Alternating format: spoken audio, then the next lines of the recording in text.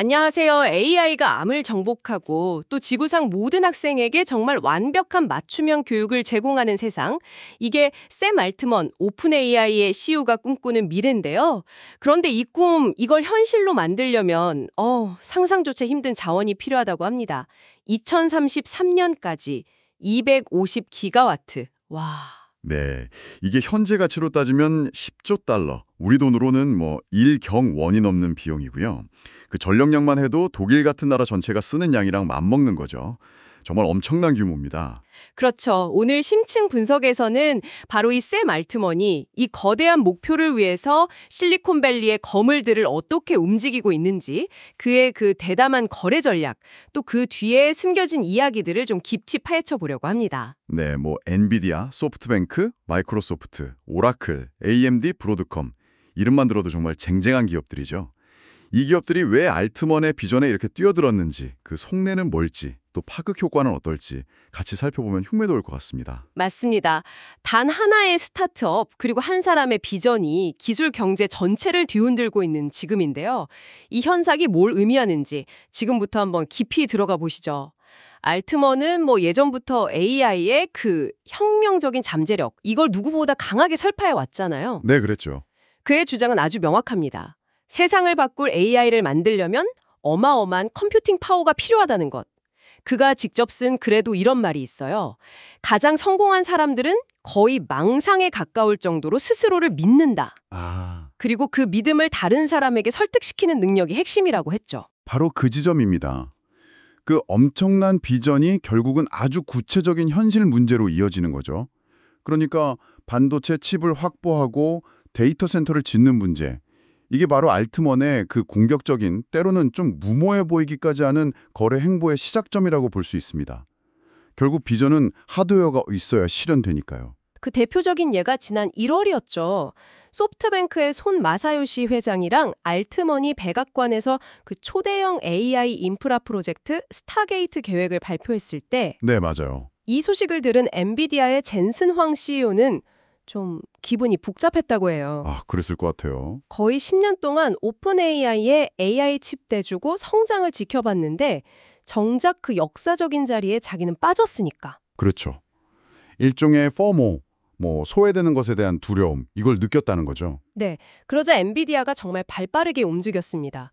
비밀리에 오픈 AI에 접촉해서 소프트뱅크를 사실상 거치지 않고 직접 데이터 센터 구축 자금을 지원하겠다, 이런 제안을 한 거죠. 와, 직접이요? 네, 그 결과가 지난달 엔비디아 본사에서 발표된 1,000억 달러, 우리 돈으로 한 130조 원 규모의 초대형 거래입니다. 젠슨 황 CEO 스스로도 이걸 역사상 가장 큰 컴퓨팅 프로젝트라고 불렀죠.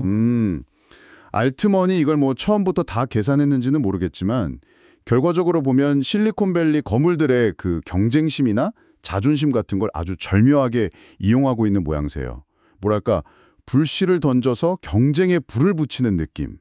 그리고 이런 분위기가 업계 전체로 확 퍼져나가고 있고요. 실제로 오픈 AI 관련 소식이 딱 나올 때마다 관련 기업들 주가가 막 들썩였어요. 네, 엄청났죠. 오라클, 엔비디아, AMD, 브로드컴 같은 기업들 주가가 급등해서 발표 후 첫 거래일에만 시가총액이 무려 6,300억 달러, 우리 돈으로 860조 원 넘게 늘어났습니다. 860조 원. 네, 오픈 AI가 아직 제대로 된 수익 모델도 없고 사업적으로 해결할 과제도 많은데 말이죠.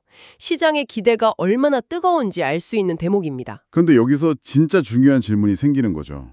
오픈 AI 올해 예상 매출이 한 130억 달러 정도거든요. 네.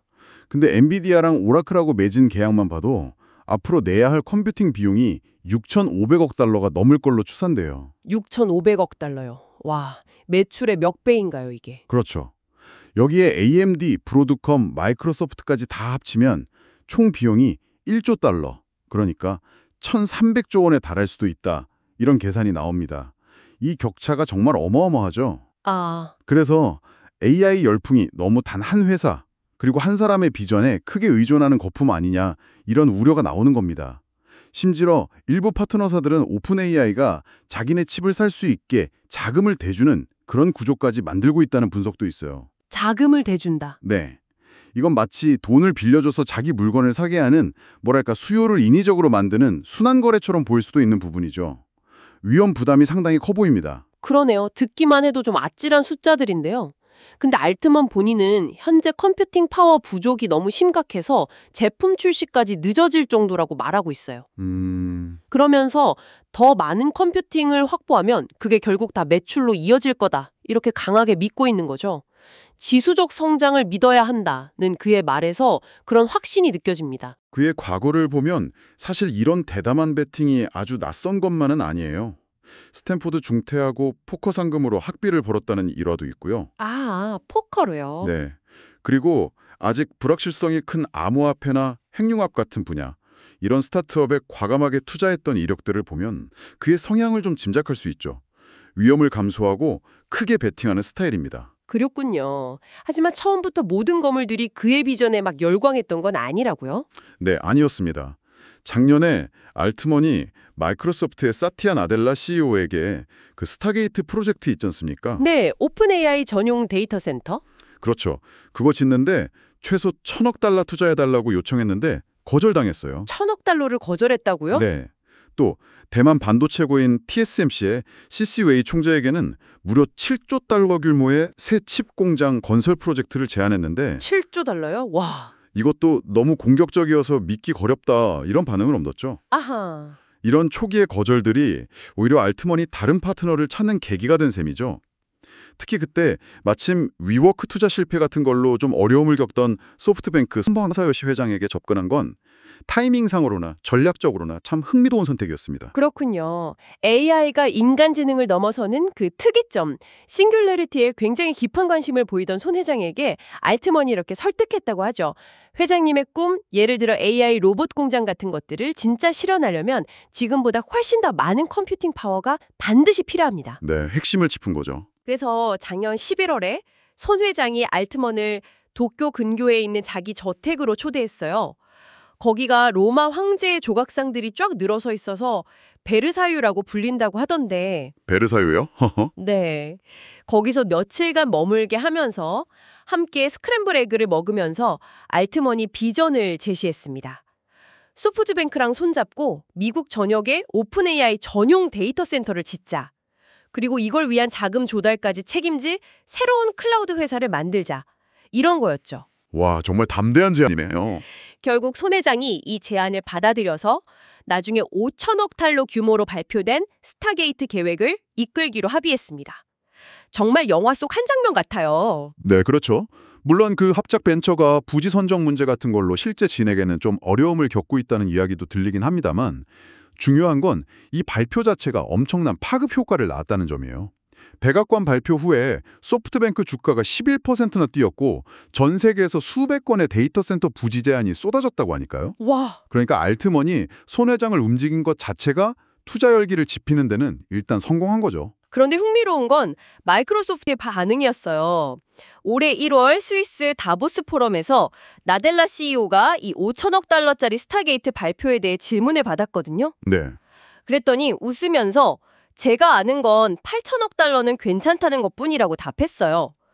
8천억 달러는 마이크로소프트의 연간 데이터 센터 투자액이거든요. 아, 약간 선을 긋는 듯한 느낌이네요. 그렇죠. 상당히 좀 회의적인 뉘앙스였어요. 알트먼의 경쟁자인 엔트로픽 CEO나 일론 머스크와 비슷한 반응이었죠. 사실 마이크로소프트는 오랫동안 오픈 AI의 독점 클라우드 파트너로서 그 덕을 톡톡히 봤잖아요. 주가도 많이 올랐고. 네, 그렇죠. 하지만 내부적으로는 알트먼의 그 끝없는 데이터 센터 증설 요구에 좀 부담을 느끼고 있었다, 이런 이야기가 있습니다. 나델라 CEO가 공개적으로 어느 시점에는 공급과 수요가 맞아야 한다, 이렇게 말한 것도 이런 배경에서 나온 발언으로 보이고요. 실제로 한 보고서를 보면 마이크로소프트가 오픈 AI 지원 비중을 줄이면서 미국 내 데이터 센터 임대 계약 일부를 취소했다는 내용도 있었습니다. 아, 계약을 취소하기까지 했군요. 네, 마이크로소프트가 이렇게 한 발짝 물러서는 듯한 모습을 보이자 어떤 변화가 생겼을까요? 오픈 AI 입장에서는 다른 클라우드 사업자에게서 추가 컴퓨팅 자원을 확보할 명분이 생긴 거죠. 그렇죠. 즉, 마이크로소프트의 그 독점적인 지위에 균열이 가기 시작했다는 아주 중요한 신호였습니다. 바로 그 틈을 파고든 게 오라클이었군요. 맞습니다. 오라클이 오픈 AI와 무려 3천억 달러 규모의 계약을 발표했습니다. 이 소식에 오라클 주가가 40% 가까이 폭등했고 시가총액 1조 달러 문턱까지 갔었죠. 40%. 네, 레리 앨리슨 회장은 이 덕분에 잠시나마 세계 최고 부자 자리에 오르기도 했고요. 클라우드 시장에서 좀 고전하던 오라클에게는 정말 엄청난 반전의 계기가 된 셈입니다. 대단하네요, 정말. 물론 마이크로소프트 내부에서는 이 오라클 딜 이게 진짜 실현 가능하겠냐? 이런 의문을 제기했다고는 해요. 견제하는 거군요. 네. 하지만 얼마 지나지 않아서 마이크로소프트 역시 위스콘신에 세계에서 가장 강력한 AI 데이터 센터를 짓겠다 이렇게 발표하면서 오라클을 견제하는 모습을 보였어요. 이 데이터 센터는 또 오픈 AI 모델 훈련에도 사용될 예정이라고 하고요. 최근에는 마이크로소프트가 오픈 AI에 추가 컴퓨팅 용량을 제공하는 방안을 다시 논의하고 있다는 소식도 들립니다. 정말 복잡하게 얽혀 있네요. 네. 거대 기업들 간의 경쟁과 협력, 또 견제가 정말 숨가쁘게 펼쳐지고 있는 거죠. 뭐랄까 거대한 체스 게임을 보는 것 같습니다. 그리고 올여름, 이번엔 엔비디아와의 협상이 교착 상태에 빠졌습니다. AI 인프라 프로젝트 논의가 좀 지지부진했던 거죠. 네.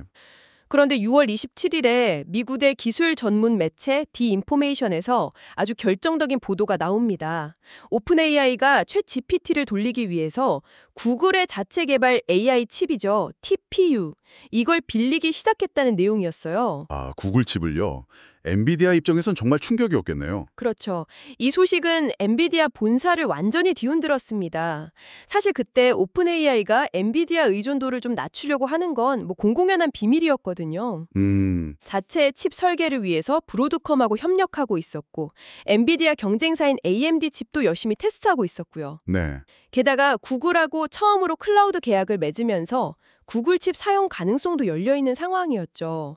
그러니 엔비디아 입장에서는 정말 발등에 불이 떨어진 겁니다. 그렇죠. 가만히 있을 수가 없었겠네요. 네, 이 보도가 나온 직후에 젠슨 황 CEO가 직접 알트먼에게 전화를 걸어서 사실관계를 확인하고 협상을 다시 시작하자 이렇게 제안했다고 합니다. 직접 전화를. 이때 황 CEO는 엔비디아가 단순히 칩업하는 걸 넘어서 오픈 AI에 직접 투자하는 방식으로 도울 수 있겠다 이런 생각을 하게 됐다고 전해져요. 투자 방식으로요? 네. 그 후에 엔비디아의 공식 X, 예전 트위터 계정에는 오픈 AI가 구글 칩 사용 계획을 부인했다는 내용의 기사 스크린샷이 올라오기도 했죠. 약간 신경전 같은 거네요. 결국 엔비디아는 최대 500만 개의 자사 칩을 오픈 AI에 임대하는 계약을 맺었습니다. 현재 시세로 따지면 약 3,500억 달러, 우리 돈으로 480조 원에 달하는 정말 천문학적인 규모입니다. 500만 개, 480조 원. 와. 거기에 더해서 오픈 AI가 이 비용을 감당할 수 있도록 최대 1,000억 달러를 투자할 수 있는 권리까지 확보했죠. 여기서 정말 주목해야 할 이전에는 잘 알려지지 않았던 아주 놀라운 세부 사항이 있습니다. 어떤 건가요? 바로 엔비디아가 오픈 AI가 데이터 센터 구축 자금을 마련하기 위해 빌릴 대출금의 일부를 보증해주는 방안까지 논의하고 있다는 점입니다. 네, 대출 보증이요? 엔비디아가요? 네, 이건 정말 파격적인 조건이에요. 만약에 오픈 AI가 대출금을 갚지 못하면 엔비디아가 수십억 달러의 빚을 대신 떠안을 수도 있는 엄청난 위험을 감수하는 결정입니다. 와, 엔비디아가 빚 보증까지 서줄 수 있다고요? 이건 정말 상상 이상인데요? 그렇죠. 이것은 엔비디아가 AI 칩 시장에서의 그 압도적인 지배력을 유지하기 위해서 얼마나 절박한지를 보여주는 단적인 예라고 할 수 있습니다. 단순히 칩을 파는 걸 넘어서 고객사의 재정적 위험까지 분담하겠다는 거니까요. 대단하네요. 이런 엔비디아의 움직임 속에서 다른 경쟁사들도 가만히 있지는 않았겠죠? 물론입니다. 지난 6월 산호세에서 열린 AMD의 어드밴싱 AI 행사 마지막 순서에 샘 알트먼이 깜짝 등장했습니다. AMD 행사예요? 네, AMD의 리사 수 CEO가 알트먼을 무대로 맞이하면서 AI 아이콘이라고 막 치켜세웠죠. 당시 알트먼 개인적으로는 여러 논란에 좀 휩싸여 있었지만 기술 업계에서는 여전히 그를 거물로 대우하고 있었던 겁니다. 그렇군요. AMD는 오픈 AI와 최신 AI 칩인 MI450 설계 단계부터 굉장히 긴밀하게 협력해 왔고요. 리사 수 CEO는 알트먼에게 아주 큰 기대를 걸고 있었습니다. 그래서 두 회사는 오픈 AI가 AMD로부터 최대 6기가와트 용량의 컴퓨팅 파워를 수백억 달러에 구매하는 계약을 논의하기 시작했습니다. 수백억 달러. 이것도 엄청난 규모네요. 여기서 더 놀라운 건 리사수 CEO가 아직 시장에서 충분히 검증되지 않은 자기네 칩을 선택해준 대가로 AMD 미래 주식의 최대 10%를 오픈 AI에 제공하겠다는 제안까지 했다는 점입니다. 네, 주식 10%요? 와, 이건 그냥 주는 거나 마찬가지 아닌가요? 그렇죠. 사실상 오픈 AI에게 엄청난 규모의 보조금을 주는 것과 마찬가지입니다. 이건 AMD 입장에서는 정말 승부수를 던진 거네요. 자사 AI 칩 기술력을 입증하고 시장 점유율을 확보하기 위해서요. 네. 그리고 이 거래는 오픈 AI가 엔비디아 외에 다른 공급처를 확보하면서 공급망을 다변화하고 있다는 아주 중요한 신호이기도 합니다. 엔비디아 독점 체제에 균열을 내는 의미 있는 움직임이죠. 맞습니다. 10월 6일 AMD가 오픈 AI와의 거래를 공식 발표하자 주가는 24%나 폭등했습니다. 24%요? 대단하네요. 이 소식을 들은 엔비디아의 젠슨 왕 CEO는 차세대 제품에 그렇게 큰 기대를 걸면서 만들기도 전에 회사 지분 10%를 내주는 건 정말 놀라운 일이라고 코멘트하기도 했죠. 경쟁사의 파격적인 행보에 대한 견제가 느껴지는 대목입니다. 허허, 그럴 만도 하겠네요. 그리고 얼마 지나지 않아서 이번엔 브로드컴 역시 오픈 AI 엔지니어들과 협력해서 새로운 맞춤형 칩과 컴퓨팅 시스템을 구축하기로 합의했다, 이렇게 발표했습니다. 브로드콤까지요. 네, 엔비디아의 대규모 투자 발표 이후에 논의가 급물살을 타서 결국 브로드컴도 엔비디아와 비슷한 10기가와트 규모의 컴퓨팅 용량을 오픈 AI에 제공하기로 한 겁니다. 와, 10기가와트면 엔비디아랑 거의 맞먹는 수준인데요? 그렇죠. 이로써 최근 몇 달간 정말 숨가쁘게 진행된 알트먼의 컴퓨팅 확보 작전은 일단락되는 모습입니다. 자, 오늘 우리는 샘 알트먼이 오픈 AI의 미래를 위해 정말 전례 없는 규모의 컴퓨팅 파워를 확보하는 과정에서 실리콘밸리 거물들의 그 경쟁심과 믿음, 또 때로는 불안감까지 어떻게 활용했는지 그의 대담한 전략을 한번 따라가 봤습니다. 네. 엔비디아, 소프트뱅크, 오라클, AMD, 브로드컴 이 거대 기업들을 끌어들인 수천억 달러, 아니 조던위 달러 규모의 거래들을 통해서 오픈 AI는 이제 많은 투자자나 파트너들에게 실패하기에는 너무 커져버린 그런 존재가 된 것처럼 보입니다. 그렇죠. Too big to fail 같은 느낌이네요. 자, 이 모든 이야기가 지금 이 방송을 듣고 계신 여러분께 왜 중요할까요? 이건 단순히 한 기술 기업의 성장 스토리가 아닙니다. 우리는 지금 정말 천문학적인 돈이 AI 인프라에 쏟아부어지는 것을 목격하고 있습니다. 그리고 주요 기술 기업들은 물론이고 어쩌면 우리 경제 전체가 오픈 AI라는 한 회사의 성공에 점점 더 깊숙이 연관되는 구조가 만들어지고 있습니다. 네. 우리가 여기서 반드시 던져야 할 질문은 이것입니다. 과연 이 AI 인프라 투자 열풍, 이게 지속 가능할까요? 그리고 이 구조 안에 내재된 위험은 무엇일까요? 특히 아까 지적했듯이 예상되는 매출과 그 천문학적인 비용 사이의 엄청난 격차, 그리고 엔비디아의 대출 보증 같은 그런 극단적인 위험 감수 결정들은 이 열풍의 이면을 보여주는 것 같습니다. 맞습니다. 마지막으로 여러분께 생각해볼 질문을 던지면서 마무리하겠습니다. 알트먼은 지수적 성장에 대한 기대를 연료 삼아서 오픈 AI를 기술 생태계의 중심으로 만들고 있습니다. 만약 그가 장담하는 그 매출 급증이 이 어마어마한 비용을 감당할 만큼 빠르게 현실화되지 않는다면 그때는 어떤 일이 벌어질까요? 상상하기 어렵네요. 더 나아가서 이런 금융적인 위험을 넘어서 이렇게 강력하고 또 야심찬 비전을 가진 단 하나의 회사에 미래 AI 권력의 막대한 부분이 집중되는 것이 우리 사회 전체에는 과연 어떤 의미를 가질까요? 다음 시간에 또 다른 흥미로운 주제로 여러분을 찾아뵙겠습니다.